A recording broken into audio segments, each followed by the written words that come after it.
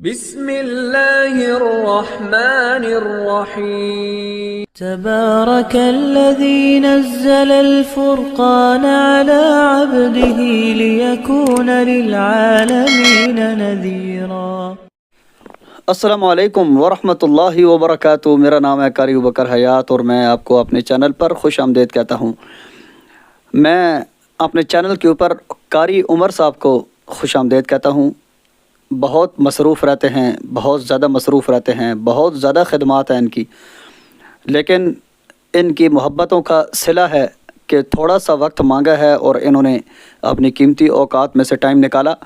تو آئیے چلتے ہیں اپنی گفتگو کی طرف کہ وہ حفاظ اکرام جو رمضان میں سارا دن منزل یاد کرتے ہیں، سارا دن نہیں بھائی، تراویح کے بعد سے شروع ہو جاتے ہیں، 10 بجے تراویحیں ختم ہوتی ہیں تو 10:30 بجے وہ یاد کرنا شروع کر دیتے ہیں، لیکن اگلے دن 8 بجے تک، یعنی جب تک تراویحیں کھڑی نہیں ہوتی وہ شروع ہی رہتے ہیں، لیکن اس کے باوجود مصلی کے اوپر اتنی زیادہ غلطیاں کہ وہ لوگ بہت زیادہ پریشان ہیں۔ تو اس حوالے کے ساتھ میں نے قاری صاحب کو زحمت دی، ہم ان کے ساتھ ڈسکس کریں گے کہ اتنا زیادہ پڑھنے کے باوجود سارا دن پڑھا، رات گزری وہ بھی پڑھا، کتنی بار سنایا بھی، اس کے باوجود ان کے مصلی کے اوپر بہت زیادہ غلطیاں آتی ہیں۔ تو قاری صاحب اس حوالے کے ساتھ ہمیں گائیڈ کریں۔ میں سب سے پہلے آپ کو اپنے چینل پر خوش آمدید بھی کہتا ہوں اور السلام علیکم ورحمۃ اللہ وبرکاتہ۔ وعلیکم السلام ورحمۃ اللہ وبرکاتہ۔ تو قاری صاحب یہ بتائیں، آپ نے سوال تو سن ہی لیا میرا کہ سارا دن حافظ پڑھتے ہیں، رات کو بھی پڑھتے ہیں، کئی بار سنا بھی دیا،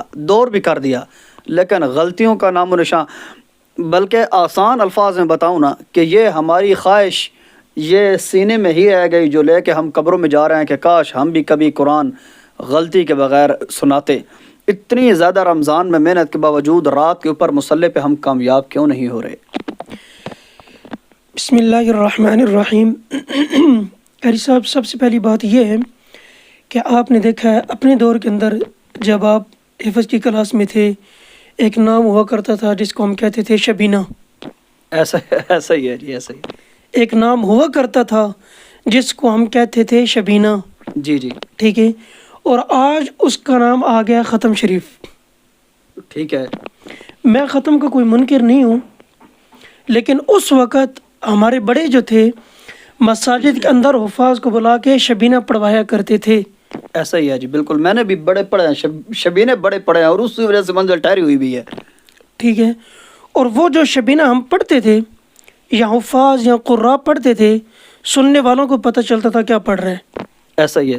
آج ہم ختم پڑھنے کے لیے جاتے ہیں، قاری صاحب جو حال ہم سپارے کا کرتے ہیں وہ خدا جانتا ہوتا ہے اور جس نے کھولا ہوتا ہے وہ جانتا ہے۔ ایسا ہی ہے، یہ بات تو بالکل درست ہے۔ یہ ایک گناہ کی توہین بھی۔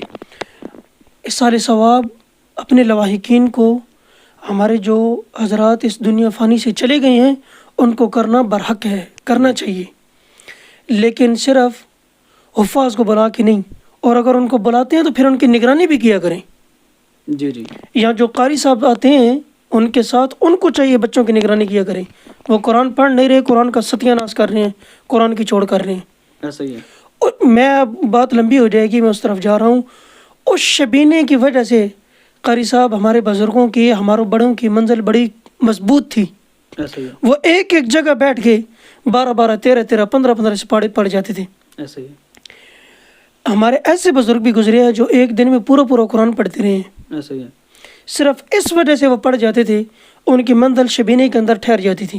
ایسا ہی ہے۔ ان کو وہ منزل نفلوں کے اندر پڑھنے کی عادت تھی، سنتوں کے اندر، فرضوں کے اندر وہ لوگ منزل پڑھا کرتے تھے، اس وجہ سے ان کو وہ منزل یاد تھی۔ ٹھیک ہے۔ ہمارے ایک استاد ہیں قاری یاسین صاحب، دارالقرآن والے، فیصل آباد۔ جی جی۔ وہاں پہ ان کے ایک مدرس تھے قاری صدیق صاحب۔ قاری صاحب نے ان کو اس لیے رکھا ہوا تھا شاید کہ وہ فرض نماز کے اندر مغرب، عشاء اور فجر میں پورا قرآن پڑھتے تھے، فرضوں میں۔ یہ 3 نمازوں میں پورا قرآن ختم کر جاتے تھے؟ نہیں، مسلسل ترتیب سے چلتے تھے۔ ترتیب سے، یعنی آج ایک رکوع مغرب میں پڑھ لیا، ایک رکوع عشاء میں، 2 رکوع فجر میں، اس طریقے سے پڑھتے تھے۔ اچھا، ٹھیک ہے، لیکن اس وقت نمازی حضرات تنگ ہو جاتے تھے، اور آج کل نمازی اس وجہ سے تنگ ہیں کہ جی حافظ صاحب کی غلطیاں بہت آتی ہیں۔ جی جی۔ حافظ صاحب کو یہ چاہیے کہ جو منزل وہ یاد کرتے ہیں ظہر کے بعد یا عصر کے بعد، اس منزل کو کم سے کم ایک دفعہ نفلوں میں پڑھ لیں. انشاءاللہ کھڑے ہو کے جب منزل پڑھنے کی ان کو عادت ہوگی، رمضان میں تراویح کے اندر غلطیوں سے انشاءاللہ پرہیز ہوگی. یعنی کہ پورا سال منزل کو نوافل میں پڑھنے کی عادت بنائیں. اب پورا سال تو کیسا گزر گیا، ایسا ہی ہے. صرف رمضان آ گیا. آپ رمضان کے اندر ہی اس کی ترتیب بنا لیں. ٹھیک ہے. یہ جو سارا دن میں اچھا بعض وفات ایسے ہیں کہ اتنی سستی کا مظاہرہ کرتے ہیں کہ صبح روزہ رکھ کے سو جاتے ہیں، حالانکہ وہ منزل یاد کرنے کا ٹائم ہوتا ہے. ٹھیک ہے. تراویحوں کے بعد منزل یاد نہیں کرنی چاہیے. ذہن پہلے تھکا ہوا ہوتا ہے، جسم پہلے تھکا ہوا ہوتا ہے، ہم مزید اس پہ مشقت کرنا شروع ہو جاتے ہیں. ایسا ہی. روزہ رکھ کے افطاری کے سحری کے بعد منزل یاد کرنا شروع کریں. ٹھیک ہے، جتنی آسانی کے ساتھ یاد ہو جائے آپ آرام کریں. باقی منزل زور کے بعد یاد کر کے جس طریقے سے آپ سامع کو منزل بیٹھ کے سناتے ہیں، ایک دفعہ وہ منزل کھڑے ہو کے بھی سنا لیا کریں. سامع کو ٹھیک ہے. آپ کی وہ پریکٹس ہو جائے گی کھڑے ہو کے پڑھنے کی. ٹھیک ہے. پھر ہم بعض وفات ایسے ہیں، قراء ایسے ہیں جو ڈپریشن کے شکار ہو جاتے ہیں صرف اس وجہ سے کہ ان کو کھڑے ہو کے منزل پڑھنے کی عادت نہیں ہوتی. منزل یاد ہوتی ہے لیکن کھڑے ہو کے پڑھنے کی عادت نہیں ہوتی. رمضان کے اندر جو منزل آپ یاد کرتے ہیں اس منزل کو دن میں ایک مرتبہ نوافل میں کھڑے ہو کے اپنے سامع کو سنا لینی چاہیے. اور پھر جو نمازی حضرات ہیں ہر مسجد کے، میں ان حضرات سے بھی دستبستہ گزارش کر رہا ہوں کہ جس دن حافظ صاحب کی 2 یا 3 غلطیاں آ جائیں، اس دن جس طریقے سے آپ ان کی حوصلہ شکنی کرتے ہیں، اسی طرح جس دن ان کی ایک غلطی یا غلطی نہ آئے یا جس دن ختم ہو، اس دن ان کی حوصلہ افزائی بھی کیا کریں. حوصلہ افزائی حفاظ کی نہیں ہوتی بھائی، حوصلہ شکنی بہت زیادہ ہوتی ہے. قرآن کریم بڑی محنت کے ساتھ حفاظ اکرام رمضان میں سناتے ہیں، اور بڑے افسوس کی بات ہے کہ جس طرح ہم ان کو باتیں کس کس کے سنا رہے ہوتے ہیں، علاج تو تمہارا یہی ہونا چاہیے نمازیوں کہ تمہیں نا دوسرے دن حافظ کی جگہ پہ کھڑے کر کے تمہیں کیا دینا چاہیے کہ آخری 10 صورتیں ذرا سناؤ نا، جس طرح حافظ ٹھہر کے پڑھ رہا ہے. تو باتیں کرنا بہت قاری صاحب آسان ہوتا ہے. یقین جانے مصلی پہ کھڑے ہو کے میں آخری 10 صورتوں نے تو بہت آسان چیلنج دے دیا. سورۃ رحمان، سورہ واقعہ یا 5 سورہ جو آپ کو یاد ہیں وہ ذرا ایک دن مصلی پہ کھڑے ہو کے پڑھیں، آپ کو لگ پتہ جائے گا. اور جس دن سورۃ یاسین آ جائے اس دن پھر نمازیوں کی حالت جو ہوتی ہے، یہ مسجد کے اندر جب یہ داخل ہوتے ہیں ان کی ٹھاٹ باٹ آپ دیکھا کریں. پھر اس وقت اچھا سارا قرآن وہ بیچارہ حافظ قاری سنا کے لے آئے گا. جس دن سورۃ یاسین ہوگی اس نے سانس لیے نہیں، پیچھے سے 3 4 اکٹھے بولتے ہیں. جیسے ہے. ٹھیک ہے. اس طرح بالکل نہیں کرنا چاہیے. اور آپ اپنے لیے جنت نہیں بنا رہے. یہ دیکھیں کوئی مولوی قاری صاحب، میں نے ایسے بھی حافظ دیکھے ہیں جنہوں نے ایک مسجد کے اندر 25 27 30 قرآن سنائے ہیں. جی جی. آج کل وہ حضرات بیچارے پریشان ہیں جی جی. کہ یار اتنی دیر ہمیں اس مسجد کے اندر رہنے کے باوجود ہماری حوصلہ افزائی نہیں ہوتی جس طریقے سے ہونی چاہیے. سارا سال سارا مہینہ بلکہ وہ آپ کو 20 رکعتیں پڑھاتے ہیں، پڑھتے نہیں ہیں. آپ جب تھک جاتے ہیں تو آپ بیٹھ جاتے ہیں. حافظ کو رکعتیں بھی گنتی کرنی ہوتی ہیں، تو منزل بھی اپنی پوری کرنی ہوتی ہے. اور پھر اس کو یہ بھی ڈر ہوتا ہے کہ ٹائم زیادہ لگ گیا تو پھر بھی میری خیر نہیں ہے. ایسا ہی ہے. اور ٹائم میں نے تھوڑا لگایا تو پھر بھی مجھے باتیں سننی پڑیں گی کہ جی آج آپ نے کیا پڑھا ہے، ہمیں تو کچھ سمجھ آیا نہیں ہے. میں پچھلی دفعہ قاری صاحب تراویح پڑھا رہا تھا، اور تراویح پڑھنے کے اندر میں نے جب وطروں کے لیے کھڑا ہوا تو وطروں کی 30 رکعت میں مجھے محسوس ہوا کہ میرے منہ سے نا خون آ رہا ہے. تو جیسے ہی میں نے منہ میں رکھا تو واقعی خون آ رہا تھا، تو میں نے ادھر ہی سلام پھیر دیا. اس کے اوپر اتنی زیادہ باتیں مجھے نمازیوں نے سنائیں کہ میں آپ کو بتا نہیں سکتا. کہ آپ 3 رکعت میں کھڑے تھے، 2 رکعتیں آپ نے ہماری ضائع کر دی ہیں. وہ 3 رکعت میں آپ مائک کسی دوسرے کو پکڑا دیتے، یار ہمارا ٹائم بچتا. صرف 3 رکعتیں اضافی پڑھ گئی ہیں.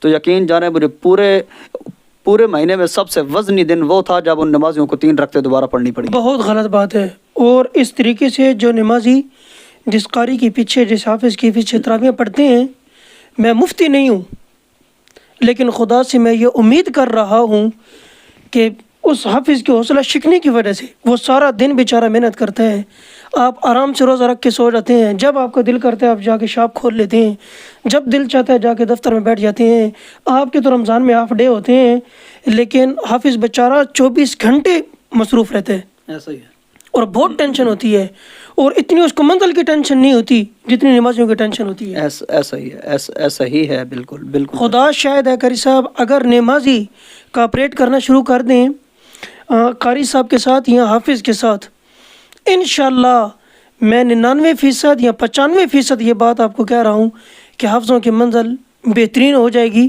اور وہ غلطی کے بغیر قرآن سنانا شروع کر دیں گے۔ حوصلہ افزائی وہ واحد چیز ہے جو نمازیوں کے حوصلہ افزائی کی وجہ سے حفاظ اپنے مسلح کے اوپر کامیاب ہو سکتے ہیں، ورنہ قرآن جتنا بھی یاد ہو، اگر نمازیوں کی حوصلہ افزائی آپ کے ساتھ نہیں ہے تو یہ خواب میرے خیال میں ہمارے سینے میں ہی دفن رہیں گے۔ ایک قاری صاحب کسی گاؤں دیہات سے انہوں نے رابطہ کیا، کہا قاری صاحب مجھے اپنی مسجد کے اندر قرآن سنانے میں، انہوں نے اتنی ہی مدت بتائی ہے، 25 یا 30 سال غالباً، اللہ تعالیٰ کمی پیشی معاف فرمائے، بہت لمبی مدت بتائی ہے۔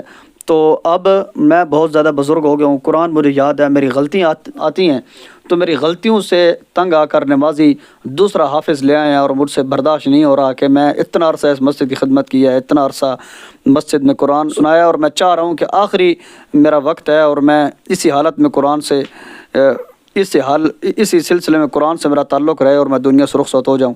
تو مجھے کوئی طریقہ بتائیں کہ مجھے اس کا کیا حل کرنا چاہیے۔ مجھے بہت زیادہ افسوس بھی ہوا کہ اتنے بندے نے عمر میں قرآن سنایا، نمازیوں کو بجائے ان کو حوصلہ افزائی کرنے کے کہ آخری عمر میں دیکھے جوانی کے اندر ہوئی تو قرآن سناتا رہا نا، تو تمہیں پتہ ہے کہ اس کو قرآن یاد ہے یا نہیں ہے۔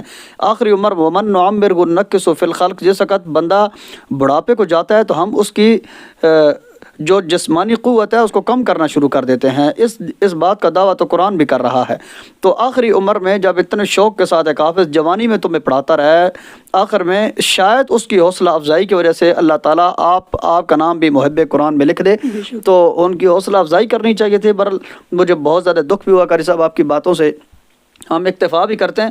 اور اگر مسجد کا کوئی متولی، مسجد کا کوئی چیئرمین، کوئی کمیٹی کا بندہ ہماری یہ ویڈیو دیکھ رہا ہے تو ہم آپ سے مؤدبانہ درخواست کرتے ہیں، خدا کے لیے ان حفاظ کی حوصلہ افزائی کریں، ان کو قرآن یاد ہے، ان کو منزلیں یاد ہیں، بہت پیارا پڑھتے ہیں یہ، یقین جانیں یہ ہماری باتوں سے تنگ آ کے، ہماری باتوں سے ڈر کے، ہماری باتوں سے تنگ آ کے یہ لوگ بہت زیادہ خوف زدہ ہوئے ہیں، جس کی وجہ سے یہ اپنے بھرپور طریقے سے قرآن کریم کی شکل میں مصلی کے اوپر اپنے خیالات کا اظہار نہیں کر سکتے۔ اور اسی کے ساتھ اجازت دیجیے اپنے میزبانان کو اگلی ویڈیو تک کے لیے، والسلام علیکم ورحمۃ اللہ وبرکاتہ۔